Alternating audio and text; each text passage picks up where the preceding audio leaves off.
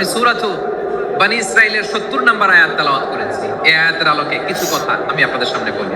আল্লাহ তাআলা ইরশাদ করছেন, ওয়ালাকাদ কাররামনা বনী আদম ওয়া হামালনাহুম ফিল বাররি ওয়াল বাহরি ওয়া রাযাকনাহুম মিনাত তাইয়্যিবাত ওয়া ফাদ্দালনাহুম আলা কাসীরিম মিম্মান খালাকনা তাফদীলা। পড়েন আল্লাহু আকবার।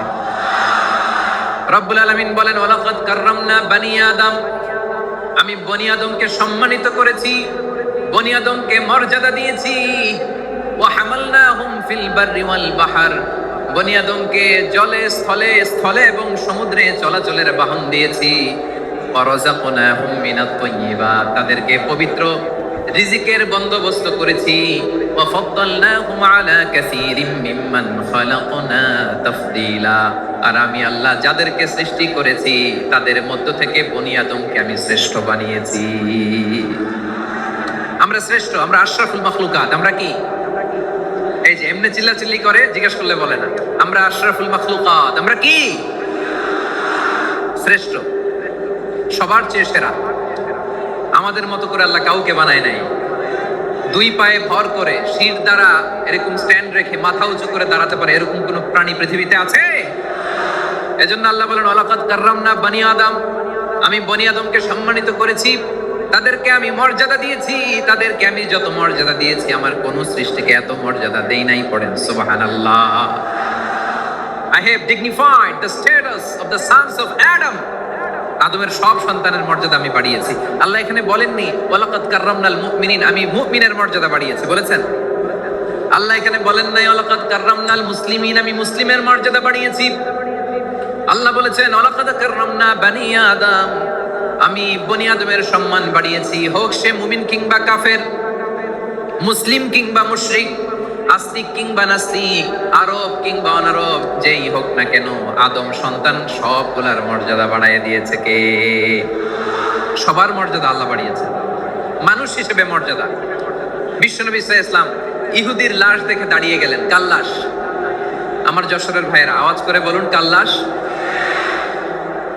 ইহুদির লাশ দেখে দাঁড়ায় গেলেন। সাহাবারা বললেন, ইয়া রাসূলুল্লাহ, আপনি দাঁড়ালেন যে, এটা তো ইহুদির লাশ। বিশ্বনবী বললেন, আওয়ালাইসাত নাফসান, এটা কি মানুষ নয়? এটা হোক ইহুদি হোক খ্রিস্টান, এটা তো মানুষ। আমি মানুষ দেখে দাঁড়িয়েছি। আই স্যালিউট দ্য হিউম্যানিটি, আমি মানবতাকে সম্মান করেছি। পড়েন সুবহানাল্লাহ। তাহলে এই জমিনে মানুষের মর্যাদা বেশি, হোক আস্তিক হোক নাস্তিক, হোক মুমিন কিংবা কাফের। আদমের সন্তান হলে, মানুষ হলেই তার মর্যাদা বাড়িয়েছে কে? আমার কলিজার টুকরা যশোরের ভাইয়েরা, মানুষের মর্যাদা আল্লাহ এত বাড়িয়েছেন। মানুষ জীবিত থাকলেও যেমনি মর্যাদাবান, মরে গেলেও মর্যাদাবান। সুবহানাল্লাহ পড়েন।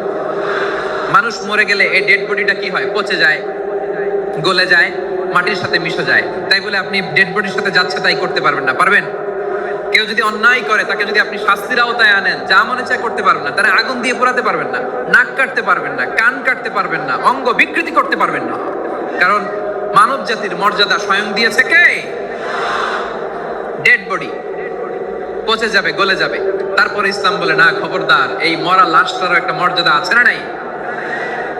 ইসলাম বলে এই লাশটা গলে যাবে, পচে যাবে, কিন্তু এটার অমর্যাদা করো না।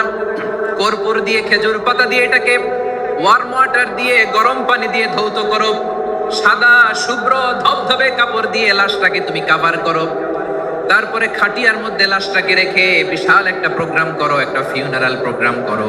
ওই প্রোগ্রামের ডানে বায়ে পেছনে লাশটারে রাখলে হবে না, প্রোগ্রামের একেবারে সামনটাতে তুমি লাশটাকে রাখো।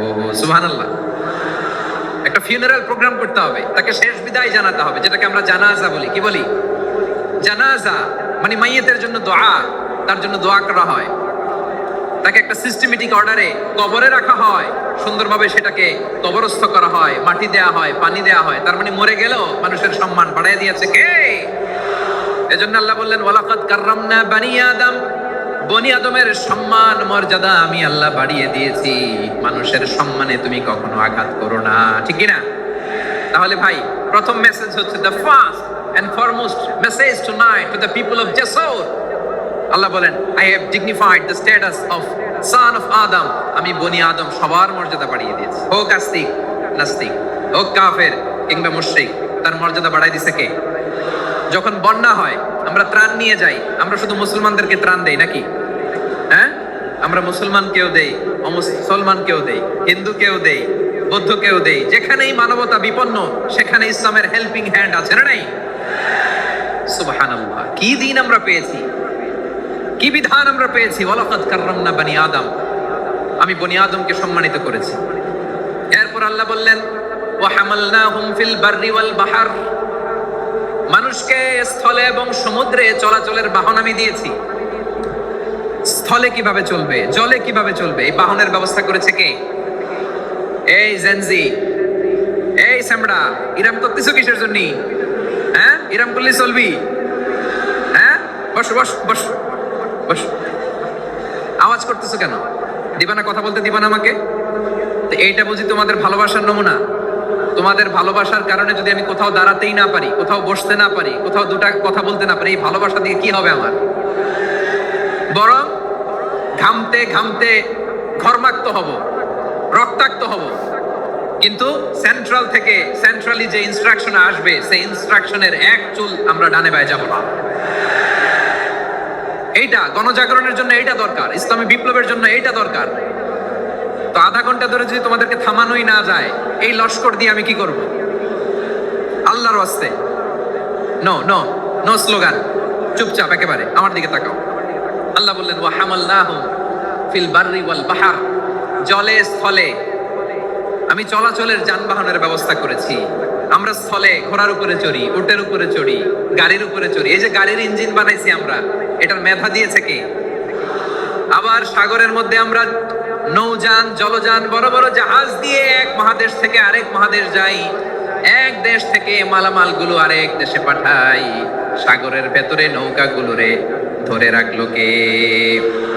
ওয়াল ফুলকিল্লাতি তাজরি ফিল বাহরি বিমা ইয়ানফাউন নাস, মানুষের উপকার আছে এরকম সরঞ্জামাদি নিয়ে সাগরের উপরে বিশাল বিশাল জলযানগুলো চলে। এগুলো ডুবে যায় না, কাত হয়ে যায় না, পড়ে যায় না। এগুলোকে স্থিতিস্থাপকতাকে ঠিক করে রাখলো কে?